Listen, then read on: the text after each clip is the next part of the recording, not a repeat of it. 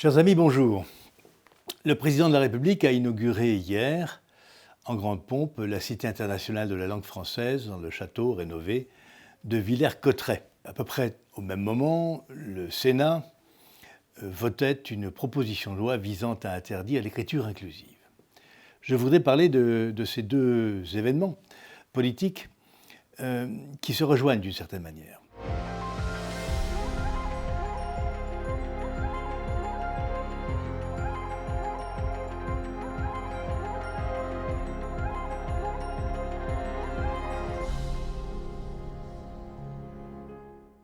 Dans sa déclaration, le président de la République a célébré ce musée à Villers-Cotterêts comme le premier lieu de culture dédié à la langue française.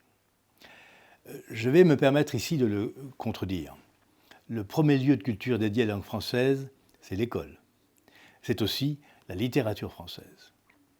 Or, précisément, dans ces deux domaines, le président de la République, la Macronie en général, depuis 6 ans, ne cesse de laisser se dégrader la situation, voire même de déconstruire la langue française. Quand la moitié des élèves de 6e ne lisent pas de manière fluide un texte simple en langue française, dans leur langue maternelle, il y a tout de même un problème de fonctionnement de l'école de la République. Or, cela fait 6 ans que M. Macron prétend que la jeunesse et l'école sont ses premières priorités. Quand on apprend en matière de littérature maintenant qu'il existe dans les maisons d'édition des, je cite en anglais, sensitivity readers, c'est-à-dire des personnels chargés de la police de la langue et qui réécrivent des œuvres littéraires afin qu'elles ne choquent aucune minorité sikh, et que ceci se passe avec la complaisance des pouvoirs publics, on se demande aussi s'il n'y a pas chez le président de la République un double langage. Poser la question, c'est y répondre.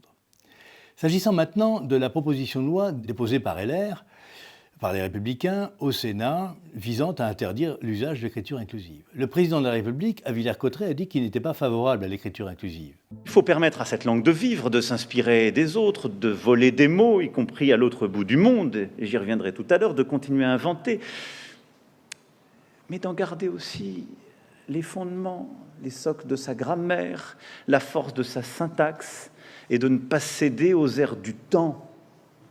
Dans cette langue, le masculin fait le neutre.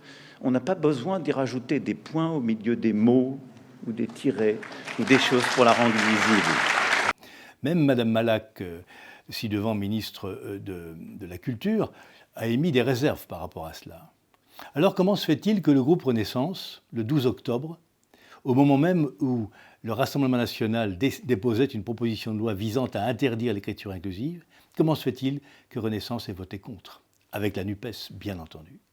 Donc, ce que nous voyons là, c'est de la petite politique. Ces gens n'ont manifestement pas d'opinion à arrêter sur quoi que ce soit, mais surtout, bien pire que tout, ils laissent se dégrader notre langue nationale, aussi bien à l'école que dans la littérature. C'est à cela que je voudrais vous inviter aujourd'hui à réfléchir. Je vous remercie.